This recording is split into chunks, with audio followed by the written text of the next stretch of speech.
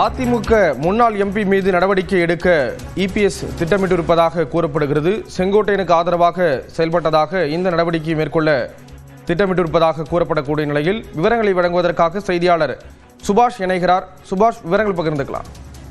அதிமுகவுடைய ஈரோடு புறநகர் மேற்கு மாவட்ட செயலாளர் முன்னாள் அமைச்சர் அதிமுகவின் மூத்த தலைவர் செங்கோட்டையன் அவர்கள் கட்சியின் பொறுப்பு இந்த பொறுப்பிலிருந்தும் அமைப்பு செயலாளர் பொறுப்பிலிருந்தும் விடுவிக்கப்படுவதாக நேற்று எடப்பாடி பழனிசாமி அறிவித்திருந்தார்.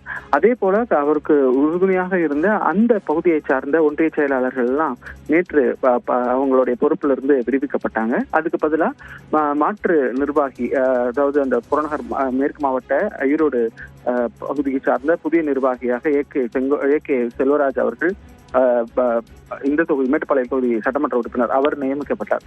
இப்போ அதே போல செங்கோட்டையனுக்கு ஆதரவாக இருக்கக்கூடிய முன்னாள் நாடாளுமன்ற உறுப்பினர் சத்யபாமா மற்றும் இதர நிர்வாகிகளையும் கட்சியுடைய பொறுப்புகளில் இருந்து விடுவிக்கிறதுக்கான முடிவை அதிமுக தலைமை எடுத்திருக்கு. அதற்கான அறிவிப்பு இன்றைய தினத்தில் வரும் என்று எதிர்பார்க்கப்படுகிறது.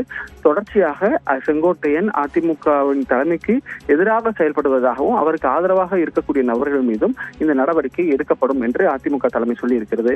எனவே நாளை மறுதினம் அவர் மீண்டும் செய்தியாளர்களை சந்திப்பார் என்று ஒரு தகவலும் இருக்கிறது. அந்த சந்திப்பில் அவர் என்ன சொல்ல போகிறார் என்பதும் மிகுந்த கவனத்துடன் பார்க்க வேண்டிய ஒன்றாக இருக்கிறது.